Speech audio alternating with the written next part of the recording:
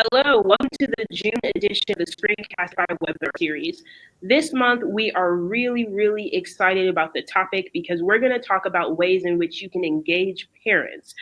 This is going to be super amazing because it goes beyond just a simple phone call or a simple email and actually makes communication personal between you and the people that your students care most about. So I'm really excited to turn this over to Amy and her team at friEdTechnology so that they can talk a ton about what this means and how you can implement this in your classroom.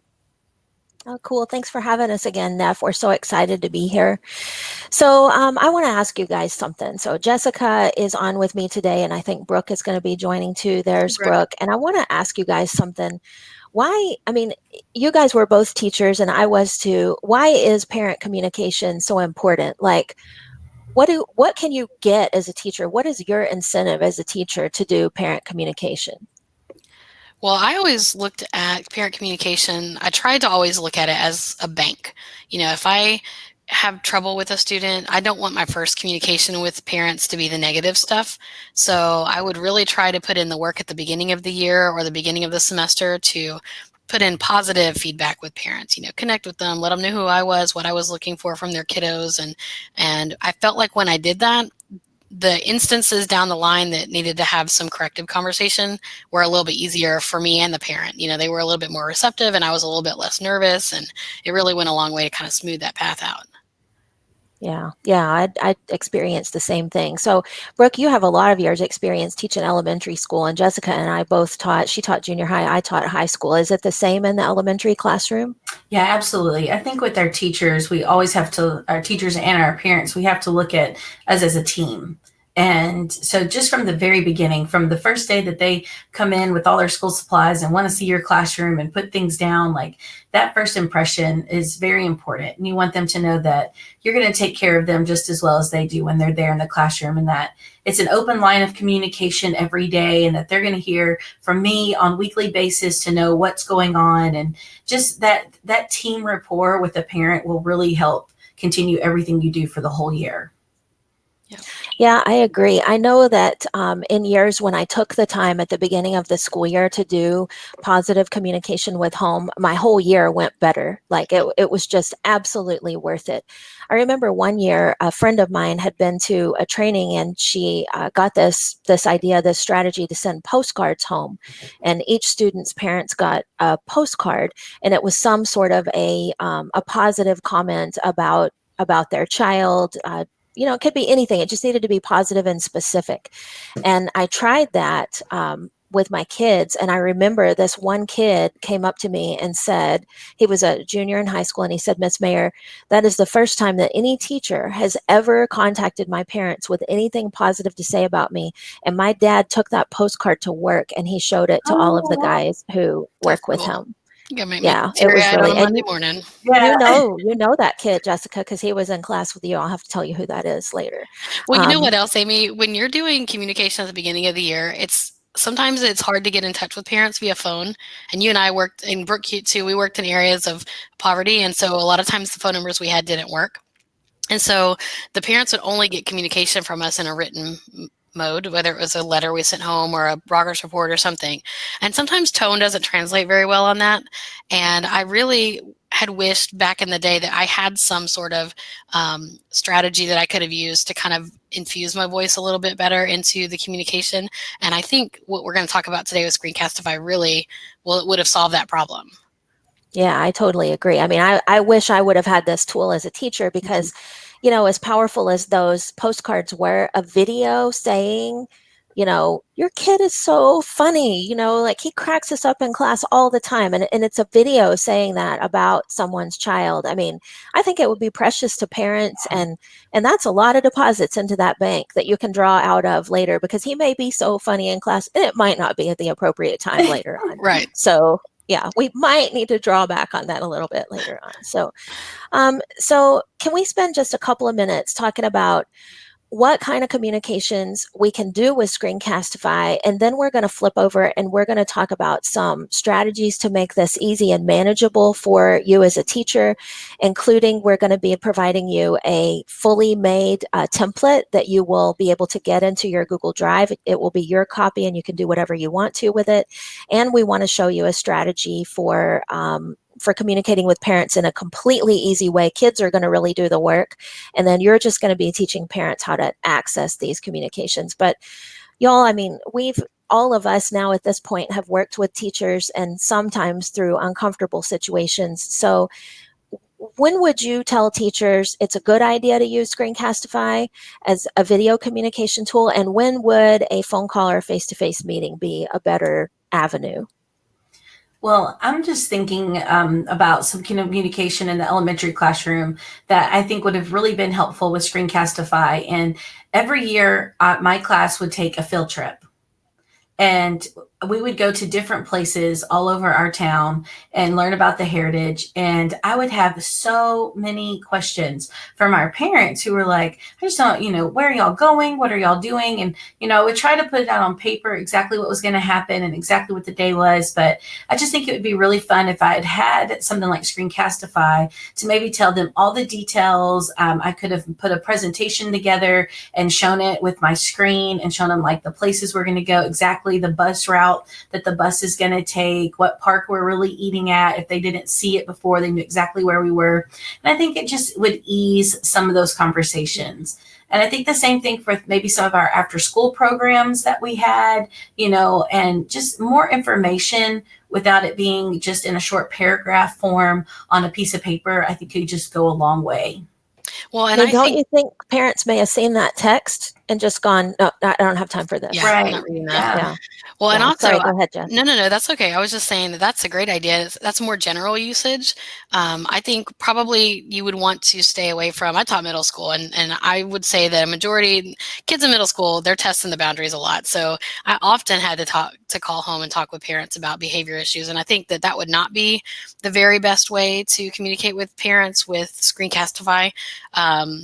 Mostly because anything you say will always be something that we look back on and refer back to. And I would never want to say something either in frustration or just in plain ignorance that would serve a negative purpose later. So for me, I would always just stay away from any sort of recorded or even emailed, honestly, conversation when it was corrective. I would definitely make a phone call to parents and have those conversations over the phone, just to save myself headaches down the way, Yeah, I totally agree with you. I've been in a lot of uncomfortable meetings with teachers who didn't take that advice and ended up in a situation later where parents had a lot of negative feelings about the communication. So it's just always better to do that on the phone, or if you can, even face to face is so much better, because you lose a lot, and you also don't want somebody having something that they can potentially go back to and watch over and over again and get like more and more fired up if it's Right. something that might get someone fired up. So yeah, I think Screencastify is all about putting into the bank that you talked about in the beginning, Jessica. And I think that's where we're going to get the most bang out of it. So Brooke, you pitched an idea earlier today when we were talking about this, and I wonder if while I start up screen share, you would talk about your idea for how students could potentially help you out as a teacher with the parent communication. Well, I just think a lot of times, when kids get in the car or at the end of the day, when you're eating dinner, parents always ask the question, well, what'd you learn today? And most, some kids are going to tell you every single detail of the whole day. And then some are like, nothing, we did nothing today, or we did math. So I was just thinking about one way to use this as an exit ticket for parent communication is maybe just answering the question, what did you learn today? Not only is the teacher that feedback from the students, but also the parents have a bank of, they can go in and watch as their student progresses. Maybe you can even use it as a tool to show students how much they grow from one time of the year to the other time of the year. In the beginning, you were just barely talking about what you did. And maybe as we have grown together in our classroom and we've built our communication skills, the students are more comfortable talking about what they've learned in the day as well. I love this idea. So I also love the aspect that Neff brought to it when she said, let's make this really easy for teachers, because she had a fantastic idea. So teachers, what if we do this? What if in the beginning of the year, we teach parents where the Screencastify folder is in the student's Google Drive? So as many of you probably already know, when you record a video with Screencastify, it's automatically saved into the Google Drive of the person who makes the video. So if a student is the one doing the exit ticket that Brooke just talked about, or reading the leveled reader, maybe it could even be an assessment that they're taking, why not direct parents to go to this folder and check out what their students are doing and watch those videos with their kids of their kids performing their academic work? Isn't that a great idea, y'all? I was so excited about That's a that. good idea. And I was just thinking, I've always been frustrated by the idea that my videos always have a date and a time, always all that numbers, and I hate numbers, but this would actually come in very handy with if my students are doing this, what did I learn today? It's already dated, it's already timed, and the parents can take a look and see exactly what's happening on which day or which time of the day.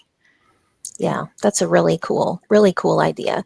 So I love the idea of maybe even, when you have parent night in the beginning of the school year, showing parents, this is how you get to Google Drive, and this is where the Screencastify folder is. And all you have to do to play one of these videos is just open it up, and then having something in there, maybe because you've usually had school for a couple of weeks by that time, have a message from their student inside that folder that parents can access right there at Parents Night. Wouldn't that be cool? That's very cool. It's such a great idea.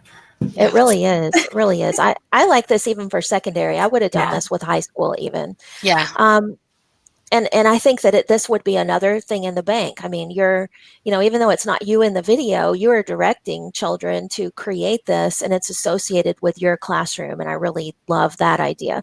Plus, you don't have to worry about there being a video release, because this is a password protected space. And you may also want to help parents understand that no one else can see this video unless we intentionally share it with them. So it's still a private conversation, kind of. Well, one of the writing skills that we have to focus on in secondary education is the reflective piece. And I think this is a great way to build those skills for how to be reflective without being fictional, to be thoughtful and to be metacognitive and to think about what we're thinking and reflect on how we're learning. And that's something that the kids struggle with to write. So I think if they could talk through it, that would really facilitate better writing down the way. Yeah, I totally agree. I mean, most people are better at speaking than at writing, and yet almost all assessment is done through writing. And that doesn't really make sense. I mean, now that we have a way to differentiate, we really have got to take advantage of that. And Screencastify it's the best way I know to differentiate student products. So it's so exciting. Another thing I would love to see this same technique used for at secondary is what parents can do to engage in the conversation at home that's going to connect them to school. And I was just remembering this morning when we were about to read a piece of literature in one of my classes, and we were talking about the Heinz dilemma. Are you guys familiar with the Heinz dilemma? Do you know that term? I bet when I just mentioned the first characteristics of it, you're going to know. So a man's wife is ill and he needs a life-saving drug. And the pharmacist has the drug, but the man can't afford it. What should the man do? Do you know this dilemma? Yeah. Yeah. So I had my students working on this, and the theory is that people at different stages of development answer that question in different ways. So small children will say, stealing is wrong. Heinz should not steal the medicine. Older children will say, her life is more important than the man's profit, so he should steal. Adults might say, that's a really complicated question, and I would need a whole bunch more answers before I can even delve into discussing that. But everybody can give an opinion about what the moral outcome of that story would be. And I had my students go and interview people of different ages and in their family. I would have loved to have had this tool to document those conversations. And I would love for kids to have been having those conversations with their parents at home, instead of when they go home saying, what'd you do today? And the kid saying, nothing. Yes. you know. And on the same thread there, I used to do a reading project over the summer for my pre-AP students, and they had to read actually the newspaper because I felt like it was underutilized, but they had to read the newspaper, and then every week they had to pick one type of article to talk with a parent or a family member about, and they had to interview that person after they both read it and have some conversation about it and document. This would have been great for that, have them kind of have that conversation sitting side by side or even connecting, some other way. But with Screencastify, they could have recorded that instead of having to write out something else that was part of that project. Right. That is a really exciting idea. And it also, honestly, it sounds like a lot more fun Yeah. than, you know, than just writing it out on paper, even emailing it or whatever. It sounds like more fun. So let's kind of get into the nuts and bolts of how to do this, because I feel like a lot of people who are watching today probably want to know, like, okay, maybe we've convinced you this is a good idea and you should use this, but you may not be super familiar with Screencastify and you may not know how to do it. So let's spend a few minutes talking about that, and you guys let me know if I miss anything. So I'm displaying my other window, and I just want you to remember that what happens when you activate your Screencastify extension, which I know you can't see it on my screen right now, but when you activate that, you have 3 modes. So you have browser tab, desktop, and webcam only. And actually, let me go back and share my entire screen so that you can see that. So you can see this dialogue, and you guys let me know when you're seeing my entire screen and my very full Screencastify folder there. You guys see that? Mm-hmm. Yep. Okay, great. And now you can see it when I click on the Screencastify extension, you can see it open. Mm-hmm. Yes. Okay, great. So there are 3 modes here, and when we're working with people who are beginners at Screencastify, at least I always encourage them to use the desktop mode. So this is a great place to start. You don't have to think so much about what you're doing, because whatever's on your screen is what's going to be displayed. And then we have the webcam conversation. Do you turn it on? Do you leave it off? You guys know I'm a big fan of turning the webcam on. I think it helps you make connections, and people will say, I don't like watching myself. And I say, well, don't watch your videos then. They're not for you. They're for someone else. So get over it. Turn it on. People are looking at you all day. No one's running away in fear. You look fine. But really, we've talked several times today about applications where webcam only would probably be the most appropriate use. And so, like the situation Jess was talking about, where students are reading that newspaper article, their parents are reading that, they're having a discussion together. Would you say, Jess, would you have told your students to use webcam only in that scenario? I would have, yeah. That would have been probably the best way to see them interacting and kind of take away some of it makes it a little bit less about the technology and a little bit more about the personal interactions happening on the other side of the camera. Right. I love that idea. And for those quick exit tickets that you discussed, Brooke, do you think this would be the best mode for those sometimes, all the time, most of the time? I think it would be depending on what they wanted to show. If they had put something in their portfolio for their day, or if it was a project they worked on the computer, they may want to show it off by using the desktop mode so they could do both, or maybe it's just even on the browser tab. I think it's going to be whatever's best for them for what they're showcasing, what they learned that day. Yeah, I agree. So if they used webcam only and they did have a paper-based product, though, I like the idea that the student could hold up their paper-based product, or for teachers who don't have one-to-one in their classroom. We need to remember this for that Power of 8 presentation we're working on, that if there are limited devices in the room, you could have a student go over to the webcam if you wanted to try to use this, log into the Chromebook, use the webcam only, and they could be showing a paper product that they worked on also, just by holding it up in front of the camera. So lots of great ideas there. All right. Well, I hope that the next thing we have for you today is really exciting to you, and you're going to be going to our blog to get this thing that I hope you're interested in getting. So what this is a newsletter template, and newsletters they're commonly sent home by elementary teachers. Brooke, I say that like I was an elementary teacher, but is that right? The class newsletter's a big deal? Okay. Yes. All right. Well, I've heard many teachers complain about it because it's pretty onerous to keep up with. And I was trying to think about ways to make this easier. So when you go to the blog, you're going to be able to click a link and you're going to be able to get this template. I want to point out to you that all of these things are hyperlinked. So if you want to stay in touch with us through social media or subscribe to our YouTube channel or go to our website, that all these things are linked. But let's get into what you probably really care about, which is these newsletter templates. And we're going to take a look for a second at both an elementary example and a secondary example, because I think this is a strategy that elementary school teachers are using very successfully, that as secondary teachers should really think about getting in on the fun of that also. Maybe not every week, but maybe once a quarter or something like that. So what this is, first of all, it's just a Google slide, and it's just changed to 8.5 by 11. And really, I just did that to make it look different from a regular slide. But you could also print this if you needed to or wanted to. And some environments, you are going to have to print this, because if parents are not tech savvy or don't have access, then you will want to send this out in multiple formats. So you could also print this. So what I did is I just made some boxes on this page and kind of lined them up for you. And then I took some icons and just dragged them over into the corner. And I left some icons over here from one of our favorite sources, flaticon.com. It's a fantastic tool that you could also take and drag over if you think, well, really this icon represents what I want to say or my section better. All of this is just text. You can change it. You can change the font. The only thing that's not just regular text like this are these elements at the top, and this is word art.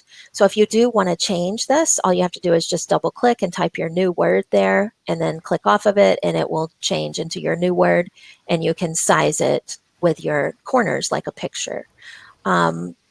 So the idea embedding a Screencastify video in this would be lost with the print example. However, you may still need to provide the rest of this information and then give people an incentive, to get online. Hey, if you get online, you can also see the video. So what this is just an embedded Screencastify video. And I just wanted to make sure that everybody knows how to get a Screencastify video into this potential newsletter, and then that everybody would know how to publish this and how to get it to parents. Because if you don't know how to do that, you can't really use the strategy. So first of all, to get the video in there, you would record it with Screencastify, so it would be in that folder we just took a look at. And then you would just go to Insert Video, and then you would just be navigating to your Google Drive.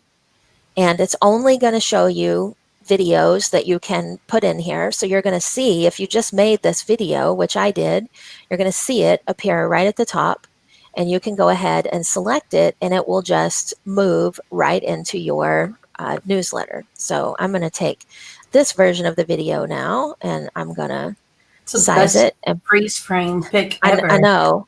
It's pretty awesome, isn't it? Yeah. Pretty cool freeze frame there. It's gotta love it. I'm not going to watch the video, so it's not going to bother me. Yes. How about that?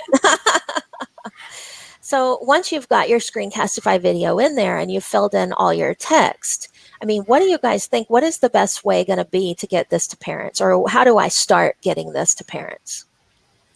I think that you have multiple ways to get this to parents. For the first one is, you can always embed, especially if you're using like a Google site, you can embed them into a site that they have access to. You can always do link sharing. And another thing I wanted to kind of backtrack a little bit on the video piece here is that if you are printing it and the video is not there, you can always include a QR code that can be scanned to your video so that they can use it from the printed one as well. They can still have access to that video.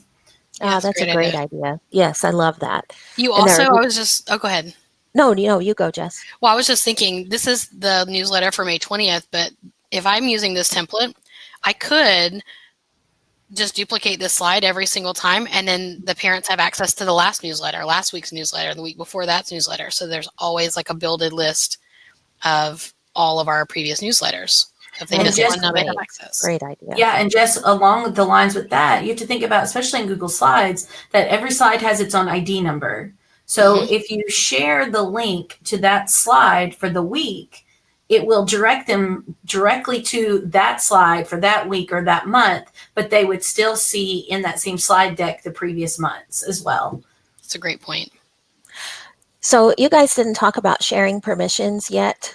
and I want to talk about it because I know that a lot of the teachers we work with know this now, but I want to make sure that everybody who watches this video can actually do this and use the template. So what Brooke just said is what made me think of that, and it's super relevant. What you want to do is when you go into your sharing settings, first of all, I'm going to turn the sharing settings off, because initially there will not be any sharing settings on this, on the slide deck. You'll have your copy of it and it will be private to you. So what you're going to want to do is go to the share button up there in the top right, and then let's go ahead and go to advanced. So it's this little gray word down in the bottom right. And then where it says specific people can access, we're going to click change. And we're going to change it to on anyone with the link can view.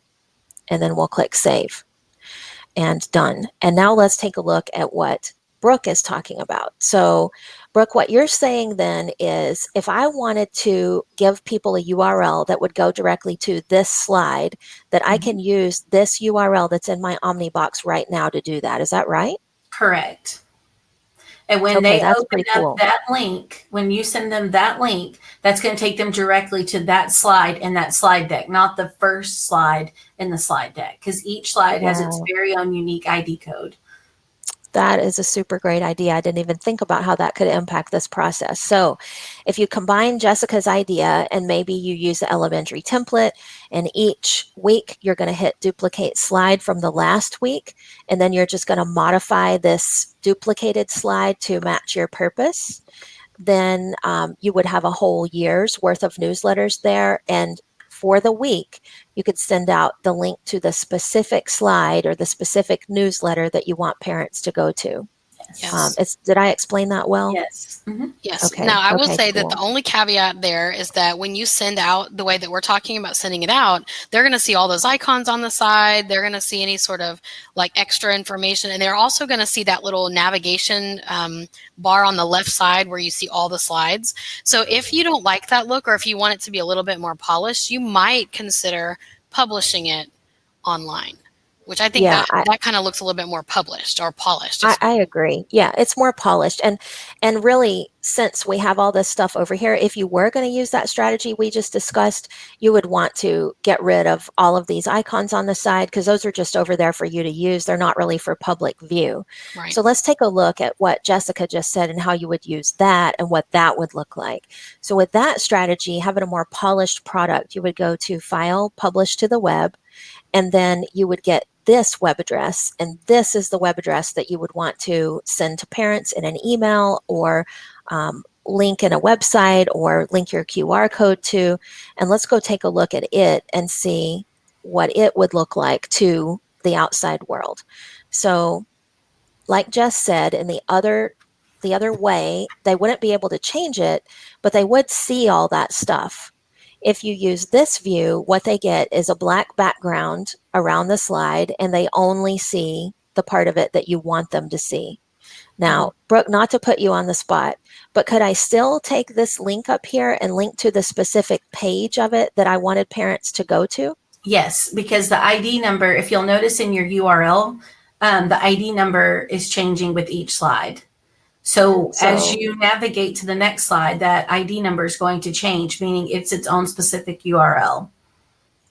Yeah, that is really great idea. And so the steps would be, I'm a teacher, I've made it, all my content's there, I like it, now I publish it, and I open it, just like we did, just open it up, and then I go to the slide that I want to share with parents, and I copy that URL, and that's what I send home. Yes. Thanks for recapping that. That's exactly right. So you have a couple of different ways to do this, and you can use whatever way works best for you. You could also do, I mean, if you didn't need the video in there, if you're making your paper copy and you wanted to bring it out as a PDF, you could also do download as PDF. But like Brooke said, you'd want to put a QR code or something linking to the video in that space before you exported it out in print. You wouldn't just want to export it out with the video in there. That'd be sad for people. Yeah, that would be. So for the secondary example, I hope I made it look a little bit more high school than elementary school, and I'm just thinking maybe once a quarter you might do this, and but I still think it's a good strategy to make those connections with home. I mean, I know I have a son who's a junior in high school, and I would love to get this from school and be able to look and see what he's doing and talk about it with him and all that instead of getting the shoulder shrug. I don't know what we did today, we Well, didn't do anything today. and I think this would be very handy. I used to use this strategy with my students called a question slip. And I won't go into the whole explanation of all the question slip details, but I'll say this. It definitely was a change of classroom management for myself and for parents as well. And oftentimes what would happen is kiddos would get very worried about it because it changed the way we did things in class. They would go home, they would express their frustrations, and the parents didn't always have the whole story. And so they would be frustrated on their students' behalf.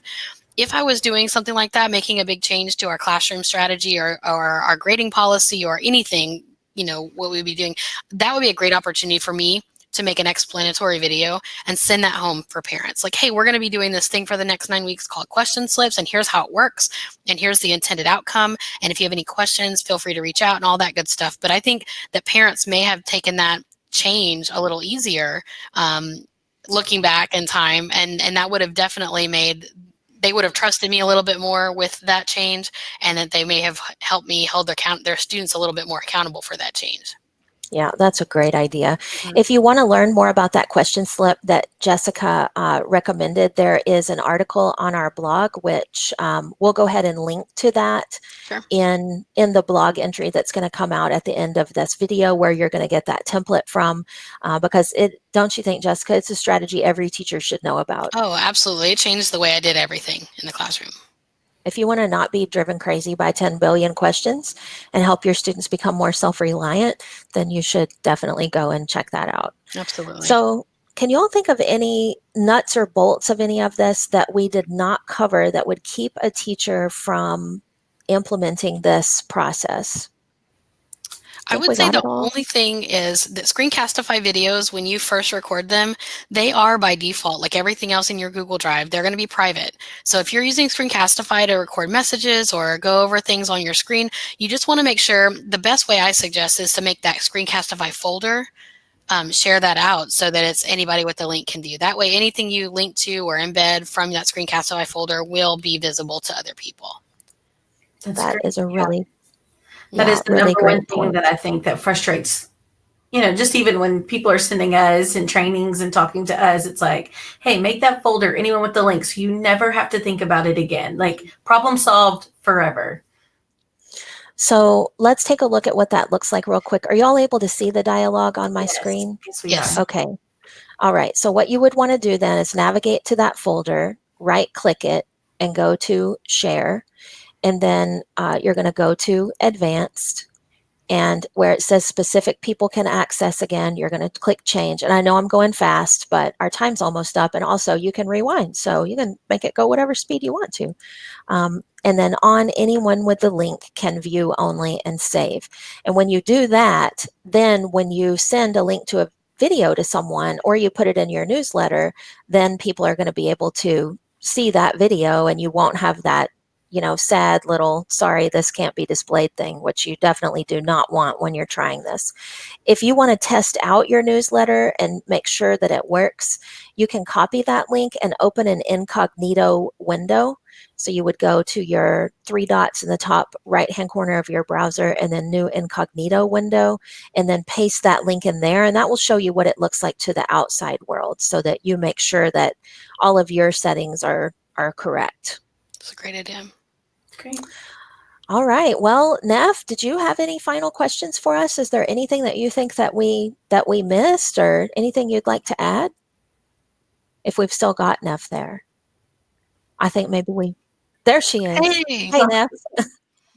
So You guys have done an impeccable job as usual. I'm really excited for what it will look like for teachers to change the way in which they communicate with parents. And as always, we'd love to hear the results of this. So obviously, it's the middle of the summer now for most of you guys, but this is something awesome to have in your arsenal, and you might even start to record the videos that you'll eventually use in August now. So we'd love to hear how your parents react in August before back to school night, and how this goes for you throughout the entirety of the year. I'm super duper excited about this one because I think it has the opportunity to change a classroom when parents are truly invested in what you're doing behaviorally and what you're doing academically. So I think that concludes our June webinar. The team at friEdTechnology is going to have tons of additional resources available for you on their blog. So make sure that you head over there, and we'll get the link in the chat box. Make sure that you follow Screencastify on Twitter and that you follow friEdTechnology on Twitter for tons of updates and different things that you might be able to use as you're going through your normal teaching life. So that is it for us. Have a great night. Bye, everybody. Bye.